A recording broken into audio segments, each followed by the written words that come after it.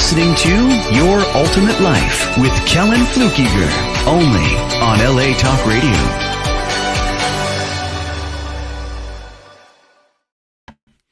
Welcome to the show today, LA Talk Radio and Your Ultimate Life. You know, I love bringing people on who have novel, interesting, and powerful ideas to add good to the world. And I'm grateful to have today a special guest with me, Trish Wilkinson. She is magic and bringing sanity and fun back into education. So welcome to the show, Trish.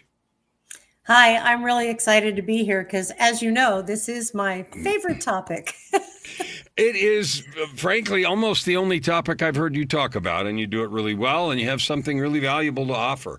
So I'm excited to have you here with this live show. We did a podcast recording a little while ago that'll be out in a few weeks. But this is good, and it's a different audience today. So I picked this funny background on purpose because I had a bunch of people in it, you know, and some of them look young and some of them don't, but that's okay. So tell me what it is that you do.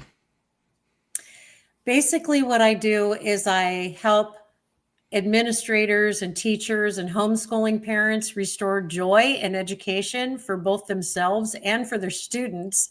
Because, you know, we've been lacking a little joy in our education here, and recreating students' learning for today's world, you know, in the digital world, because we've been doing the same kind of stuff for a very long time, and it's hard to change it. And we're kind of grasping at straws and adding all these curriculums and all these kind of things that we're doing.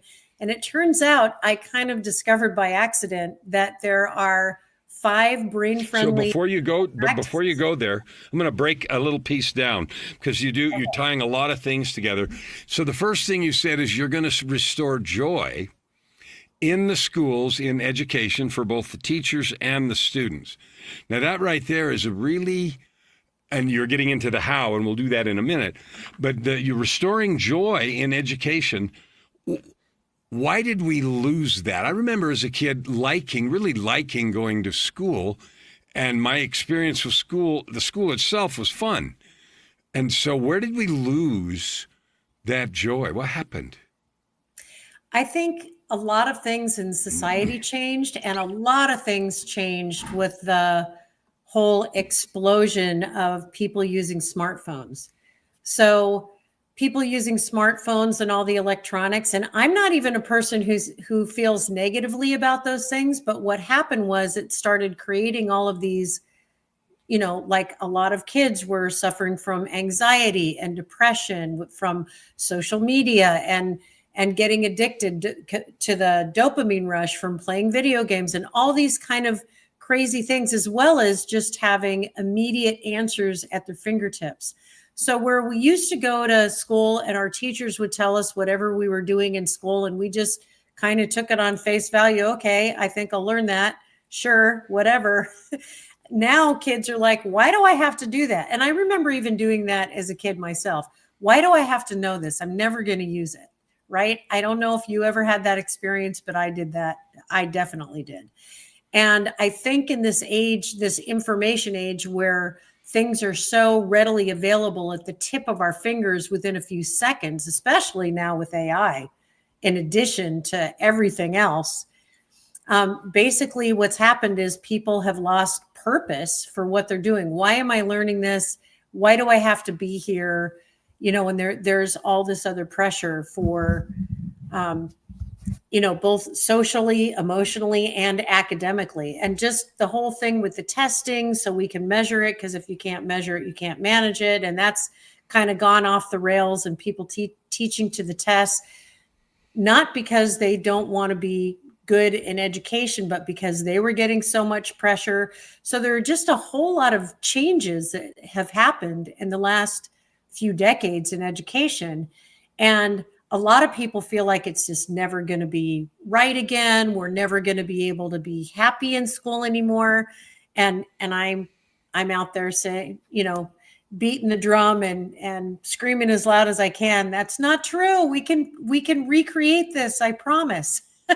So that's really good. So you think explosion of technology, of immediate availability of things, the pressure for measurement and demonstration of effective teaching techniques and test scores and things, all have sort of come together to create a high pressure, low effectiveness situation in education where it's not fun either for the teachers or the students, and consequently learning goes down because it's not fun. Nobody likes it. Nobody wants to be there. Everybody's worried about. We had some test scores that came out this year that recorded that we have some of the lowest reading scores that we've ever had on record in this country, in the U.S.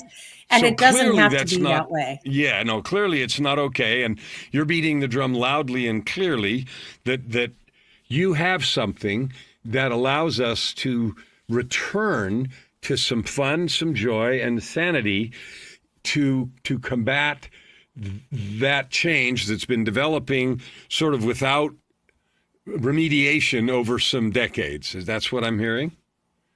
Right. And they're also, to be fair, we've also discovered a lot of things in the last couple decades about how our brains, how the human brain develops, functions, and learns. Mm-hmm. So, but the thing is we discover these things. It's just like in medicine, the same thing happens. We'll discover something that works, and it takes a while for medicine to kind of catch up.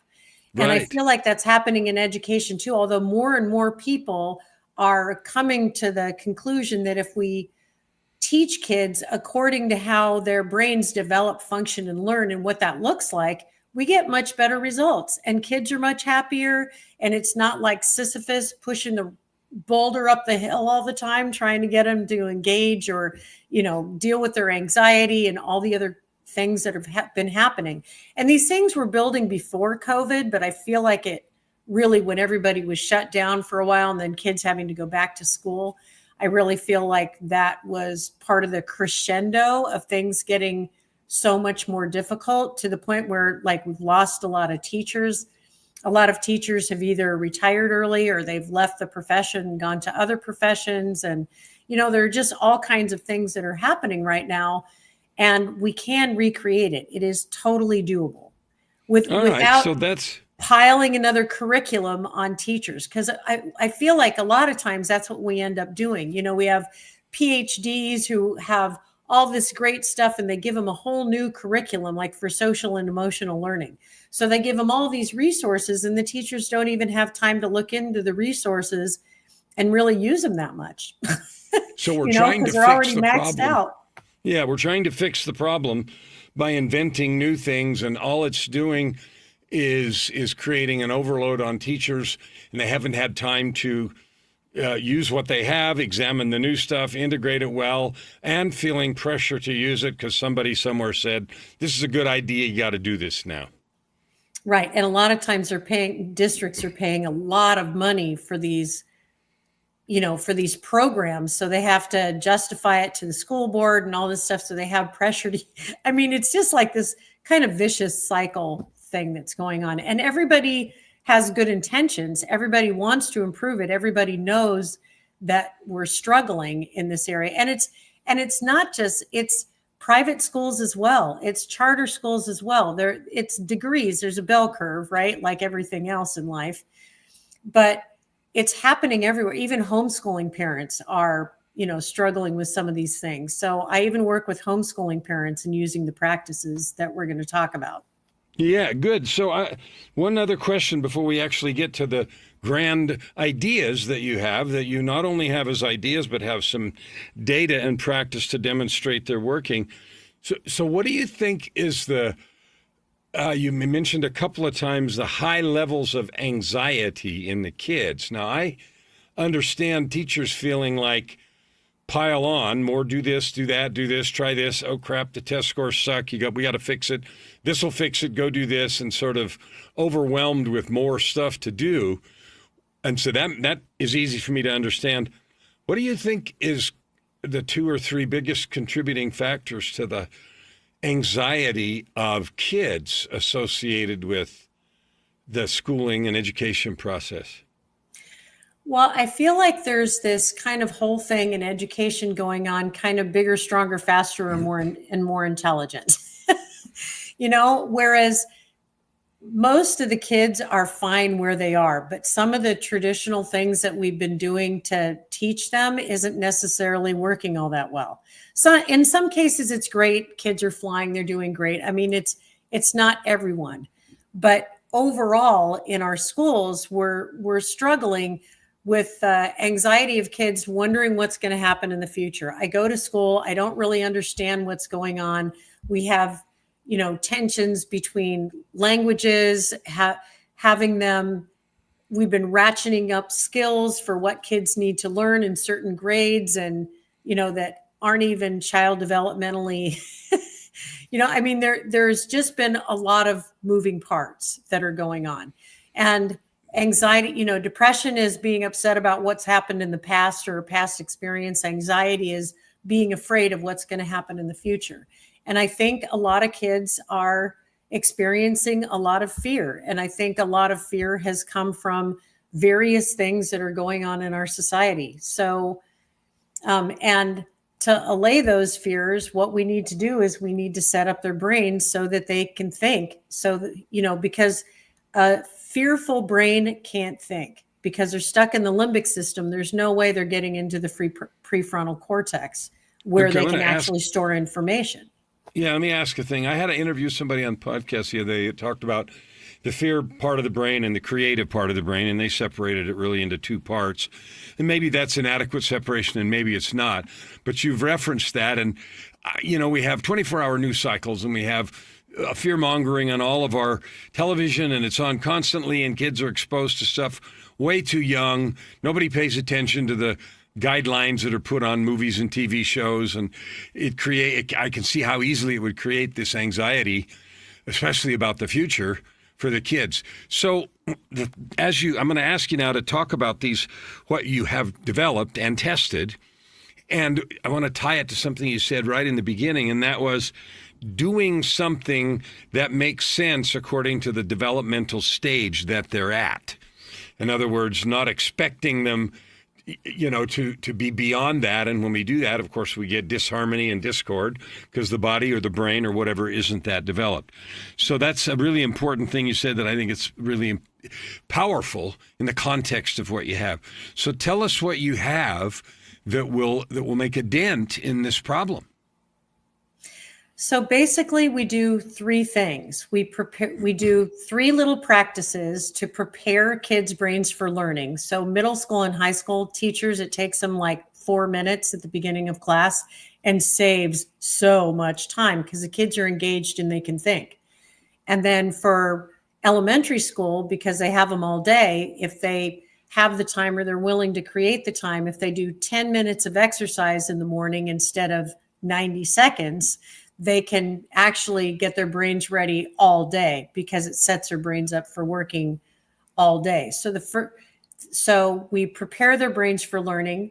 Then we give their learning purpose, which is key right now in this digital age, absolute key. And I have a super easy way to do that. And I'm so excited about that because that makes such a huge difference in kids. If we know why we're doing something, if we have a purpose for it, if we know how we're going to use this information in our lives, even if it's some kind of algebraic or, something in geometry or whatever in math. And we're just like, how am I ever going to use this? So I have a way to help kids come up with a purpose for their learning, whatever they're doing. And purpose is key. And then giving their brains a chance to process what they learn at the end of the week. So daily. So let's get in some details. Yeah. So let's go ahead and get into some details. So I understand preparation, purpose, and process are the three things that I heard you say. Preparation to get ready. And, it's so interesting because I run groups, group coaching and that kind of thing. And I just ran a Zoom today. And when people come on calls like that, you have no idea where they've been or what's been going on in the 10 seconds, 10 minutes, or a couple of hours before. And sort of bringing everybody present and together is so valuable to create both the atmosphere and the attention for each individual. And it's a little bit different on Zoom, but in class, doing that. So the preparation, I can certainly understand. Tell us about preparation. What is that? So we prepare kids' brains for learning by doing three things. The first thing is they do a little bit of exercise. So it's 90 seconds of exercise for middle school and high school because they don't have a lot of time. They only have the kids for, 50 minutes to an hour and 15 minutes. There are different kinds of schedules that they have, but they'll do it from 90 seconds to 3 minutes. They'll do physical exercise. And I have very simple, really fun little things for middle school and high school kids to do because you have to adjust it for social development. Because at first, when we started doing this with middle school and high school kids, they were like, I don't want to do that. And they were embarrassed and whatever. And so now we have it down. So they do a little bit of exercise. First thing, we remind them to get a drink of water. We have all the kids bring a personalized water bottle from home. If they can't afford one, then we supply one to them. But most kids have a water bottle at home. So they have their name on the water bottle and we remind them to get a drink of water because our brains are 73% water. So trying to think without hydration is kind of like riding a bike on flat tires, right? We absolutely need that hydration and we don't need a lot, like not guzzling so your whole class is running to the bathroom. I'm talking, which I did in the beginning, by the way.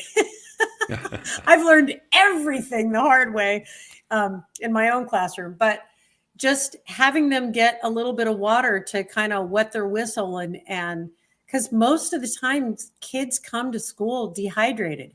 It's just like when we wake up in the morning and we have to eat something for breakfast because otherwise we're breaking the fast. Otherwise our brains are not doing the kind of thinking that they could be doing. But we can't control them eating at home, but we can remind them to get a drink of water and do a little bit of exercise. Not enough exercise to make them stinky and smelly, just enough exercise to get their brains in gear, to get their brain chemicals working and their neural pathways firing.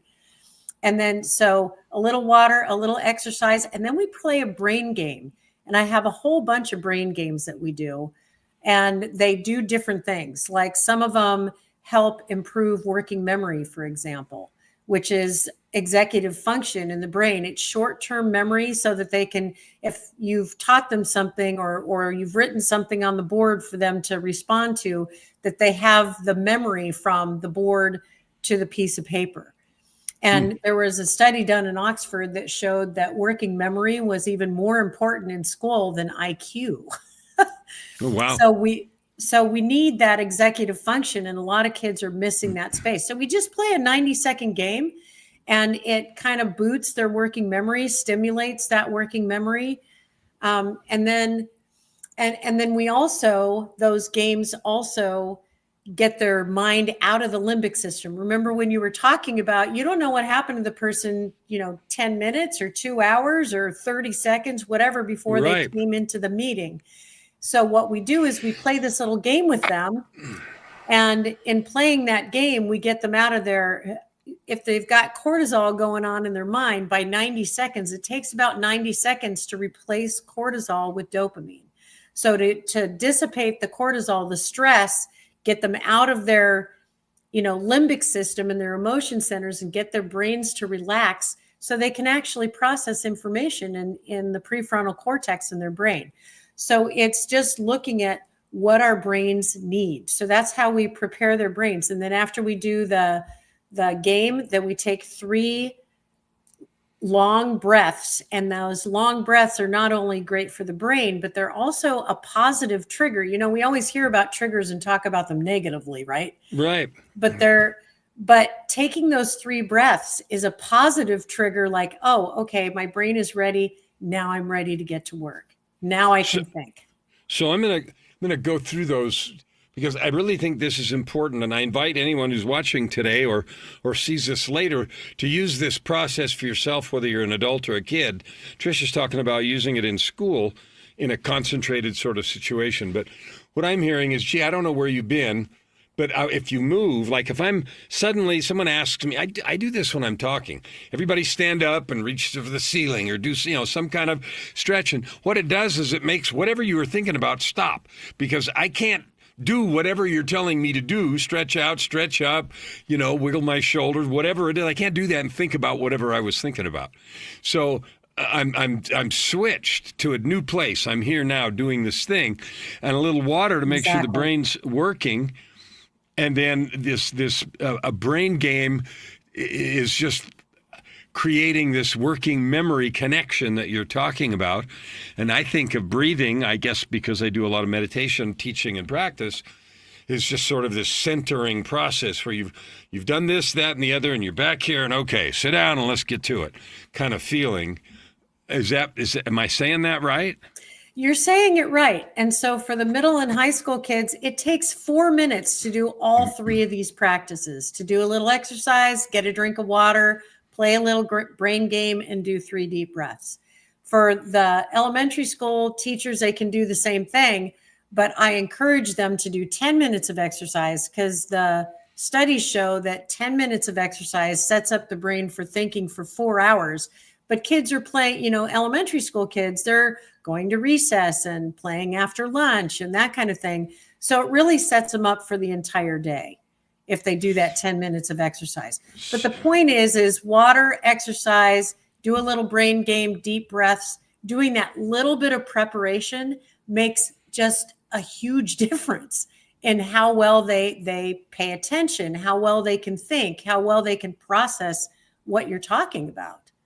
So what that tells me is if I do that kind of thing and I bring the students present and do a few things that physiologically, and have seen, set that up, that the 4 minutes you lost or even the 10 minutes you, quote, lost is way, way, way more than gained back in attention, focus, ability to remember, and be present. So even in a 50-minute class, I know some are longer, but a 50-minute class, if I take 5 minutes even to do that, and I only have 45 minutes left, I'm going to do a lot better with the kids in that 45 minutes than I would have in 50 with no preparation. And I'm saying that because the first thing people say when you start to do something is, I don't have time. And the answer is, I don't have time. I've had several teachers tell me, I don't have time to do one more thing. And I say to them, do you not understand that if you do this, it'll take you a little bit to learn it, but just a couple of weeks. And then you're going to hand all these practices off to the kids. They will be responsible to do it. And it gives them agency for their learning. And they're going to take turns, all of them in the classroom. So the shy kids come out of their shells, and the kind of kids that poke fun at other people, they're going to have to be up in front of the class and do these things too. So suddenly they learn to become much more supportive. So it creates this whole social and emotional growth experience as well. It creates this whole supportive community in the classroom, which makes it so much more fun for the teacher. I mean, I discovered all this stuff because I had this really difficult class, and I thought, oh my gosh, how am I going to get through this week, much less through the rest of the year?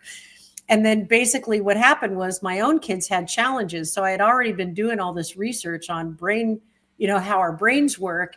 And I thought, it's working with my quirky kids. I wonder how it'll work in a classroom. And it was amazing. So you brought in another whole dimension, which is having the kids take responsibility, the benefit of them personally owning it. And it's not sort of top-down thing. They own it. And then you rotate it, which creates some sense of community and shared learning and responsibility. So that's an entirely different level of benefit beyond just the individual physiological and mental preparation for the activity. So, I don't doubt that. And I hadn't even thought about, even though you told me this before, about the responsibility of kids doing that. And I can see easily how that would work. And, the first couple of times some shy person may or may not, whatever, but after everybody's kind of doing it, then, they'll be able to do it. And we'll be glad to do it. And not only that, the other kids encourage them. They'll say things like, oh my gosh, I know, I was so nervous too, but you can totally do this. I mean, it's really cute what happens. And in different ages, just the language changes from one age, from little teeny kids. Actually, the little kids are much better about doing it and jumping in, even the shy kids, and trying it. The middle school and high school kids have a little bit more trouble because they're so worried about what other people are going to think. But when they realize they're all in the same boat, that they're all going to have a chance to do this, and then you start with your leaders in the classroom anyway, because you're learning as you're doing the practices at the beginning of the school year who your leaders are. So they're the ones who start leading. But I wanted to say you're preparing their brains for learning. That's the first set of practices. But the fourth practice that's really important is giving their learning purpose. And we use AI to do that because I figure, AI is here to stay, right? It's not going anywhere. No question. And I feel like a lot of people are nervous about using AI in their classroom because maybe kids will cheat with it. But, AI, you can tell if something has been done by AI versus a kid, if they're writing a report or whatever.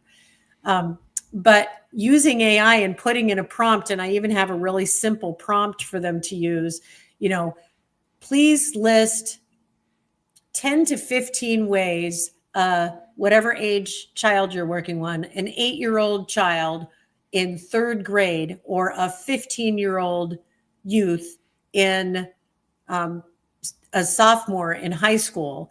So you just fill it in whatever you're teaching, can use this, whatever concept you're teaching, skill in their life. And it just within a few seconds, it spits out 10 to 15 ways they can use it. And the teachers are usually as shocked as the students going, whoa, I had no idea this thing I was teaching could do all these great things. And they go through the list together. And they do this at the beginning of the week. They go through the list together for the different things that they're teaching. And it's quick because once you do it a couple of times, it's really easy to do. And you just put in whatever they're learning, and then the kids get to go through it and choose what resonates with them. We say, pick a couple of things. I mean, you potentially can get all these benefits, but pick 1 or 2 things that sounds the most important to you that you might be able to get from learning this thing that we're learning.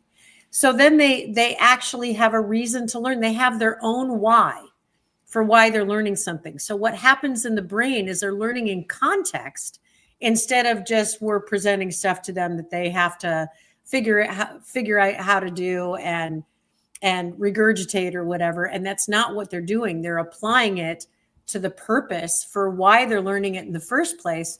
So they get much more depth of learning because they're thinking about how they're going to use what they're learning.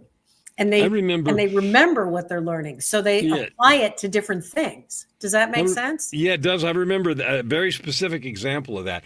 There was a time many years ago when I was taking 3rd semester physics in a college, and I was also working at a job. And who cares what it was?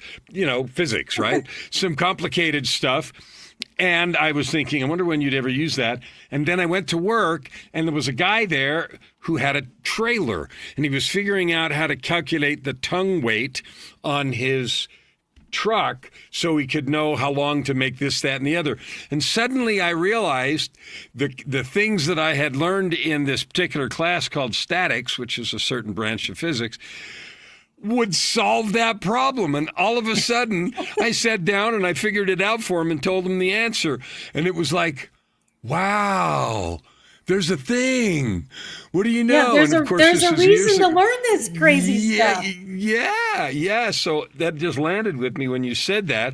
And the fact that AI can spit out 15 reasons for an 8-year-old to learn whatever it is, I love it. Or any age. I mean, any age. And it's so simple the way I have it set up in the AI that because I set it up this way so that kids can take over the process, right? So that kids can take over the practices.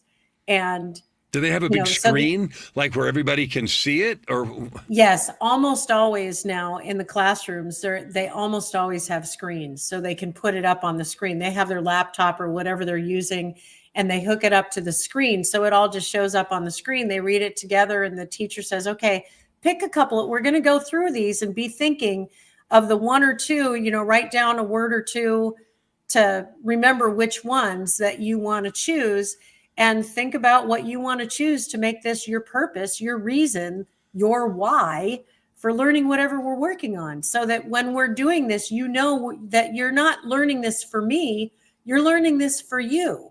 you're going to use a lot of these things that we're learning in your life. And you may not have any idea, just like you had no idea you were learning this stuff in calculus and you would be able to apply it at work the same day, right? Who knew? So we never know when these things are going to come up. But if we're learning with the eye towards, I'm going to be able to use this, and this is a possibility for how I might do this, then when those things come up in our lives, we recognize it and go, oh my gosh, it's a good thing I went to school today. I can see another thing too is this is about the sort of the locus of concentration, because when you're like, you have changed that in the beginning with the preparatory exercises, and then when you jointly together create this purpose, instead of them anyone thinking about this is useless or what am I going to do with this or any of that, suddenly there's a place of concentration. So it's like in meditation when you focus on the breath or something, you've changed the game already just by creating a place of concentration. They're thinking about finding a reason for them. It's a whole different process than trying to get engaged or not get engaged. You're in a completely different place. So every day you do the brain prep. Once a week you do the purpose based on the topics you're covering in that once a week class. Or whenever new topics come up. I mean, that's up to the teacher. I just, that's a rough thing. Some teachers do it for every, even in elementary school, when they get really good at the purpose, putting them in the AI engines and spitting it out and doing that with the kids quickly. Because after you do it a few times, you can do it very quickly.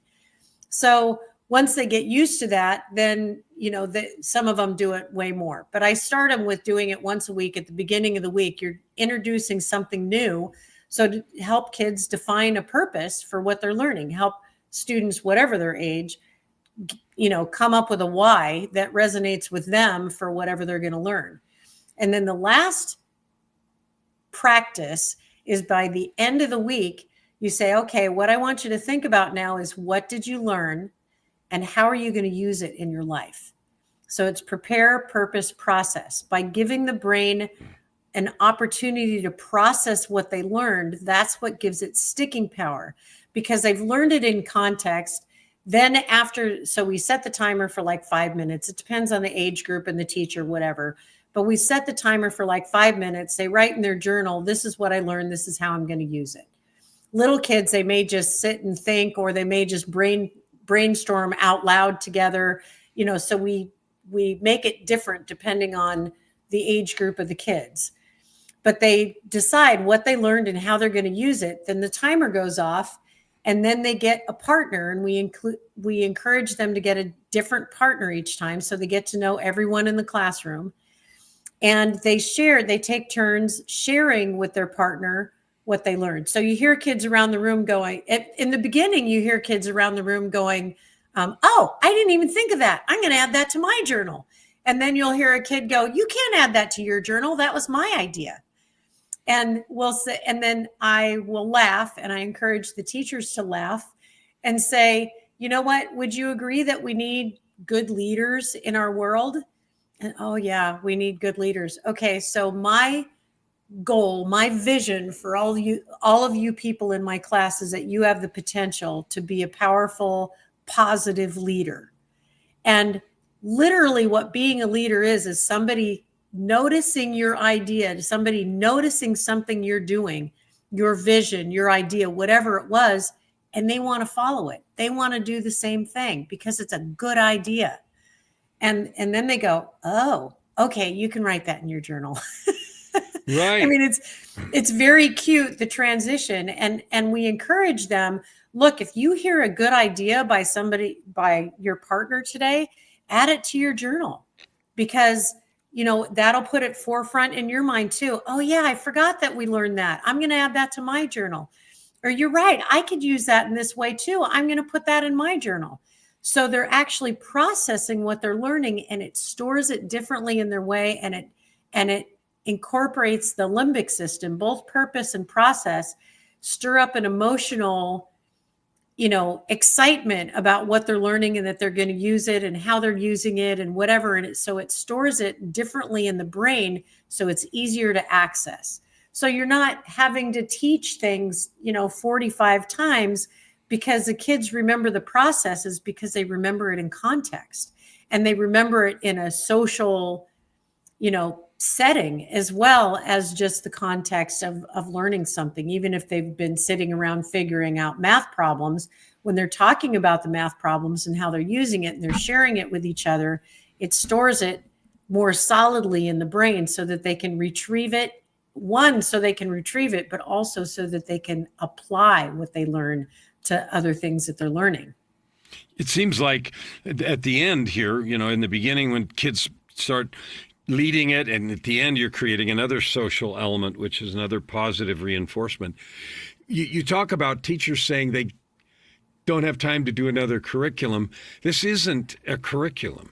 This is just some things to do. So I want you to talk about what barriers, and I understand the idea of don't talk to me on one more thing. If you say one more thing, just hearing it's going to break my camel, that sort of thing.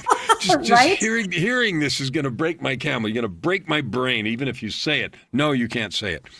So I want you to tell us what barriers, what you're doing, what barriers have you run into, and tell me about the successes you've had. What are you doing to get this in there? Because this doesn't strike me, when I hear curriculum, I don't know, I just have this other picture of like a bunch of stuff, and this doesn't sound like that to me. So what's going on? Specifically designed so that it's not a curriculum. So it's just practices to put in the classroom. And in the beginning, it takes a little more time just because it's something that's new. So it takes some more intentional concentration just to do it. But within a few weeks, you're handing it off to the kids and you're supporting the kids in doing it, which is actually fun. Yeah. And then more and more, they take more responsibility. And when it's their turn to do stuff, I will say that sometimes a few kids have gotten anxious about it. So you have to support them a little more or ask their parents to help them a little more.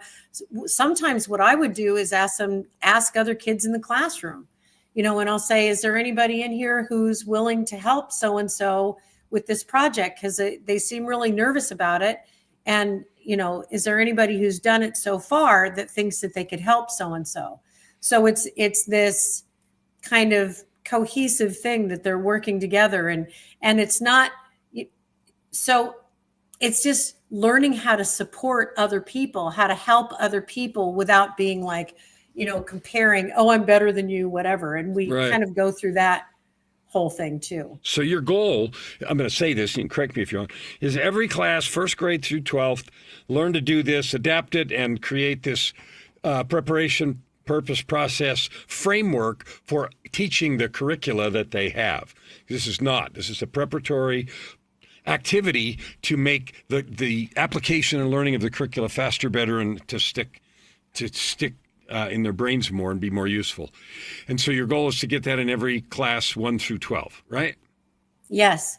Okay, cool. Everywhere I can. So tell me what has happened so far. What has been the difficulties, and what are you doing now? And what could anybody here who might be listening do to help? So what I'm looking for right now is I've been working with small groups of teachers so far, and they've been filling out weekly input forms, just little Google forms, and letting me know how it's going in their classroom and what's working, what they're having trouble with. That's how we've learned how to modify the practices for different age groups. We're learning a lot in this whole process with these small groups of teachers. So I've just started this year because I did it in my classroom. Then I gave a talk at a TEDx and at TEDx Wilmington in Delaware, and people said, Trish, you got to actually do this with people. I mean, this is something that could really make a difference. So I just started doing this, and we're getting great. I had one teacher tell me, a high school teacher, high school math. She said, I've had more fun teaching this year. I've been teaching 20 plus years, and I've had more fun teaching this fall semester than I've ever had in my life. and which was quite an endorsement. She said, my kids are learning, they're more engaged. We just have such a better sense of humor about things. There's just more positive energy in the classroom. It's, and it was something that she didn't have before. And for elementary school, I had an elementary school teacher tell me, it's funny because I invited all of my other friends in my school to do this with me, because I told them, I'm doing this kind of pilot research project thing. Would you like to join us? And she said, I couldn't get anyone else to join me. And she said, so they're all complaining in the staff room how the kids are distracted. They're having a hard time getting them engaged in what they're doing. And she said, I'm just sitting there smiling. And they're like, why are you smiling? And she's like, I've been doing this thing I told you about at the beginning of the year. I don't have any problem getting them engaged anymore. It's just not even a thing. Like the kids are just engaged. It's not even, I don't even think about it anymore. So you're talking about it in the classroom, and I'm remembering how frustrated I was even, last year. And I just, so did it's they not go, an issue for me anymore. Did any of them then take her up on learning what she was doing or not? So a lot of them said, well, I just can't do one more thing. And she said, but it saves time. So you were asking me what the barrier is. Yeah. The barrier has been getting, what I'm looking for is 3 whole schools that are willing to take a chance on this and do this with me. It's a 12-week program, so they get lots of support, but not a lot of obligation. Their only obligation is to fill out a 2 to 5 minute form if they want to add more stuff. But if they just want to answer the questions, it's a 2 to 5 minute form once a week, just to let me know where they are and how they're doing. And if they have any issues, then they contact me and we troubleshoot together. So they get ongoing support for 12 weeks. And that form is kind of like their version of processing. How did I do this week? What did it look like? What could I do differently to make this work better? So it's really not a huge undertaking once people get into it, but it's getting past that barrier of I can't do one more thing. Because you're right, it's not a curriculum. No, it's not. Is there anything, I see this interactive social intelligence, community sort of benefits at the front end and the back end of the processes that you've described. And even in the middle, the process or the purpose part too, if kids take turns and do that. Is there any stuff that they can quit doing because this provides peripheral social and other benefits that there is a curriculum for trying to teach? Well, so what happens is because they're doing the prepare, purpose, process, so their brains are ready to do all this, and it's doing some social and emotional learning anyway. What it does is it creates the environment to naturally have a lot of the curricula for social and emotional learning. If the teachers are familiar with it at all, they can just organically plug things in there wherever without having to do all the planning, because it's just stuff that comes up. Just like when you went to work and you were like, wow, this guy is trying to figure this out and I know how to do that. And that's kind of right. And it's kind of what happens in the classroom. The social and emotional learning is already developing. They're already creating this classroom of, instead of just constant competition, they're learning how they can put their heads together and they can actually have a synergistic relationship where they're learning better, more, faster, in more depth, just all of it. And they're having fun when they work together. So does that mean some of the curricula become easier and more integrated as opposed to, you can't really delete any because they're quote supposed to be there, but it's easier and faster. So there is a peripheral benefit. And things just naturally get integrated. They start just noticing where things are integrated. Another thing I used to do with my own class that I encourage teachers to do is when kids notice that they've done something, like you at work, when they notice they've done something that has something to do with what they learned in class, that they come in and raise their hand and let us know, oh, I just used this thing that we learned at the grocery store, or remember when we learned how to write letters to, write a letter? Well, I just wrote my grandmother a thank you note or a thank you email or whatever. And they would bring this in and let us know that they were doing these things. And it was, and we'd give them kudos. For me, what I did is we had running sticks because we had a running program and they get a free stick. Each stick was like 1/5 of a mile. and they would get a free stick for coming in and reporting, so it wasn't like a big cheat or whatever on their mind, but it was a real tangible reward. It was not only the physical stick to add towards their next mile, but it was also a physical, tangible thing that didn't cost me anything because we recycled and reused the sticks all the time. So as a teacher, I didn't have to pay for anything or. Right. So I want to make sure we get to what do you need from people? I know you said you need 3 schools to do this. How do people find out more? Because we've got 5 minutes left. So how do people find out more? How do they do something if they're excited about this, not only for school or otherwise? What do we do next? What you do next is you go to thebrainstages.com and you go to the Empowered School tab. The project is called the Empowered School Project. So they just go to thebrainstages.com and all the stuff is on there, and they can contact me. My email is trish@thebrainstages.com. So it's really simple. And my phone number, I think, is even on there. I mean, I just want to get this out there. I haven't even been charging to do it yet because I'm still collecting data. So this is actually a really good time. If you're a teacher or you're a parent and you would like this to be in your kid's school, because it's much easier to talk to administrators when I already have a connection at the school. So I need to get past the few teachers and have some whole schools. And if there are a couple of teachers who really don't want to do it, they can be the control group. That's a good way to think about it too, because just like you had in that lounge where the one teacher was like sitting, cruising because that was better for them, and the others were having the usual level of frustration and complaint. Okay, well, that is fantastic. So thebrainstages.com, Trish@thebrainstages.com. And if this process sounds interesting to you, learn about it and go talk to Trish and see what you can do to level up education in school. So what else didn't I ask you that you'd like to talk about for a minute?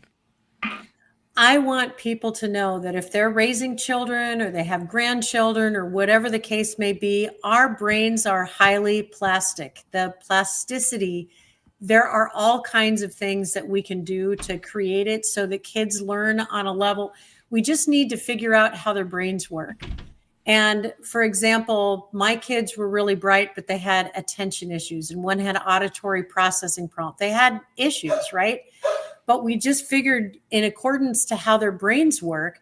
Now I'm working with my grandnephew, and we write, and so he has a lot of trouble writing. So we write in salt on a cookie sheet. In other words, I want people to know that even if the kids in your life have challenges with their learning, there is always a solution.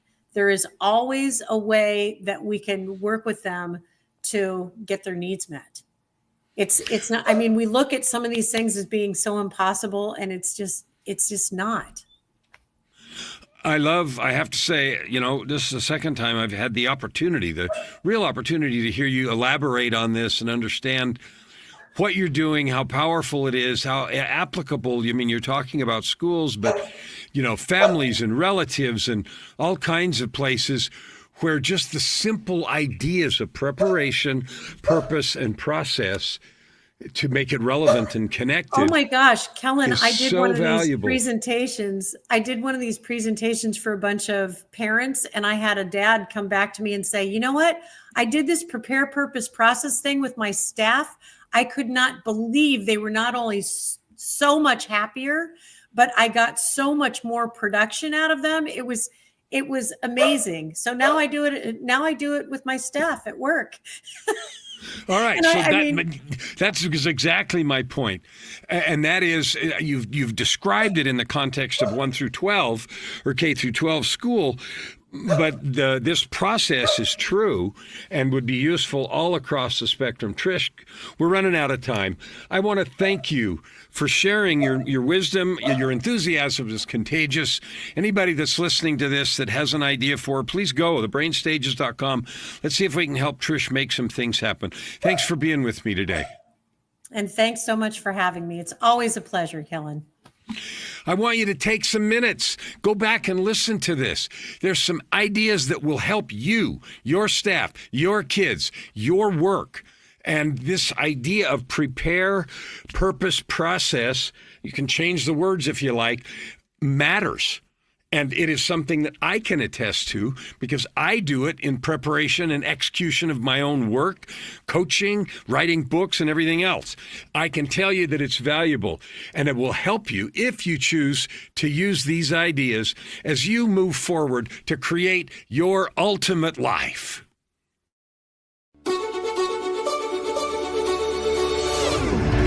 You're listening to Your Ultimate Life with Kellan Fluckiger, only on LA Talk Radio.